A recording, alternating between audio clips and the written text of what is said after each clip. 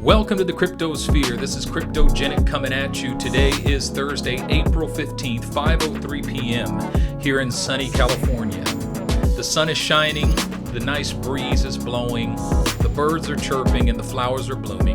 That means that spring is upon us. Well, you know what else is upon us? Alt season. That's right, alt season is upon us, and the signs of it are everywhere. But before we get to that, I would like to take a moment to invite you to visit me here at cryptogenic.io. This is my new website. First, I'd like to invite you to join my free Telegram group and get a free copy of Cryptogenic's Road to a Milli, which is my free ebook. Also, check out the Cryptogenic community. Listen, if I'm not Johnny on the spot here on my YouTube channel, sometimes over the last few weeks especially, my videos have been hit or miss. I am present with the Cryptogenic community, and specifically the gold level on my Patreon, the trading level, Cryptogenic Gold, my Cryptogenic trading group. We have a Slack group, and I'm all over that group, and there's so many wonderful people in that group that share knowledge with one another on that. So I would really encourage you to check that out. And also, you can see my latest videos. And finally, the Cryptogenic Exchange, which is powered by Godex, allows you to anonymously exchange a wide variety of cryptos with a guaranteed fixed rate, no registration required. All right, let's take a look at these two charts. We've been looking at this in my last several videos. The Bitcoin dominance chart versus the altcoin market chart. What we are seeing is that Bitcoin dominance is declining and the altcoin market is increasing. Bitcoin dominance is marching downward while the altcoin market is marching upward. Look at where we are right now. $1 trillion, folks. We are looking at a $1 trillion altcoin market. This is absolutely incredible, and we've just begun.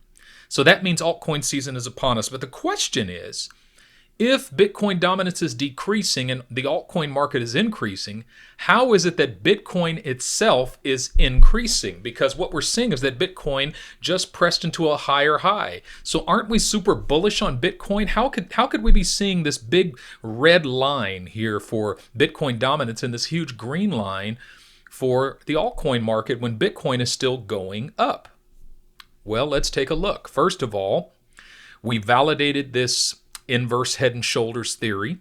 Typically, an inverse head and shoulders pattern would start with a decline, but we started with an incline, fell into a decline, and then created an inverse head and shoulders and broke out of it. Okay, I didn't expect that to happen, but it happened. Deal with it.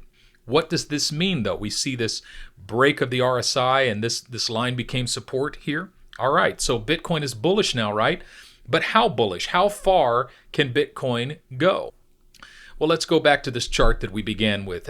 If you can remember, I drew this line when it was still over here. I expected Bitcoin to break down and really check in with this EMA here, this 50-day EMA, and then take off towards 66,000 to complete its Fibonacci sequence.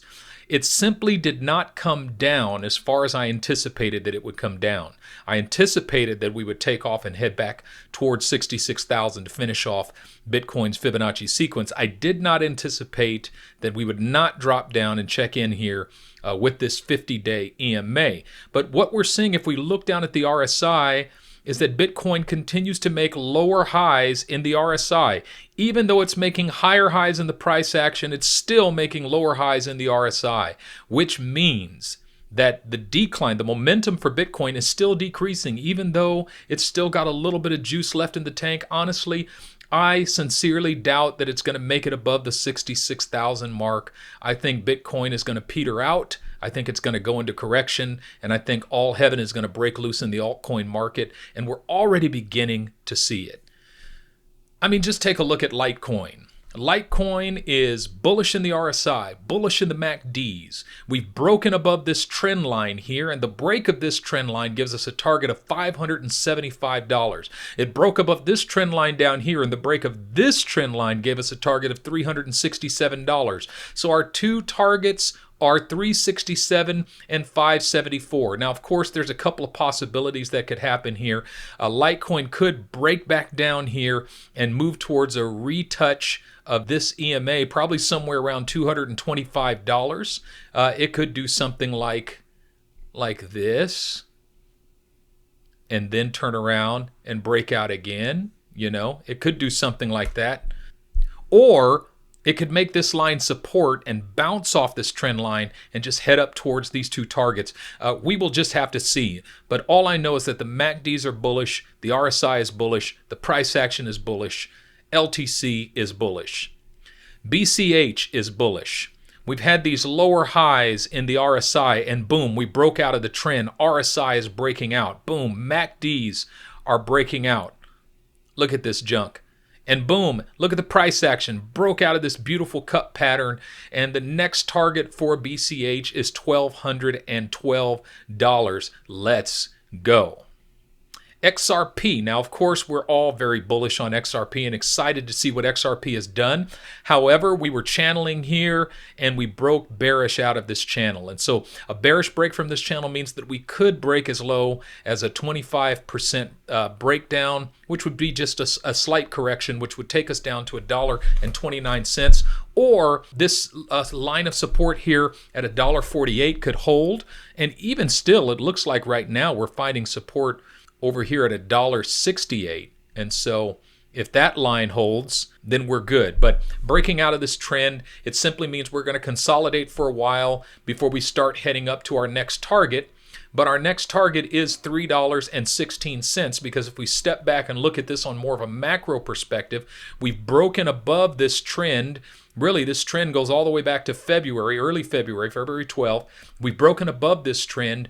And the break above this trend gives us a target of $3.16 for its next move. So we're very bullish.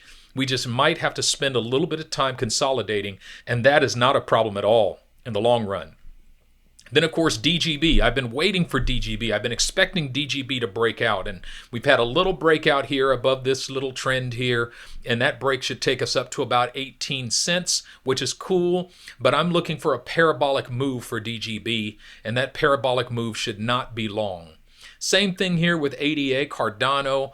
We've seen a break of this trend here, and the break of this trend should take us up to $2.37, and that's cool. That's going to be a cool little profit, but I'm still expecting that parabolic breakout for Cardano, and we haven't seen it yet.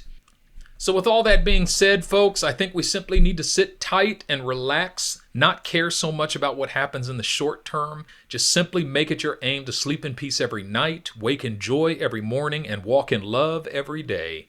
With that being said, this is Cryptogenic, signing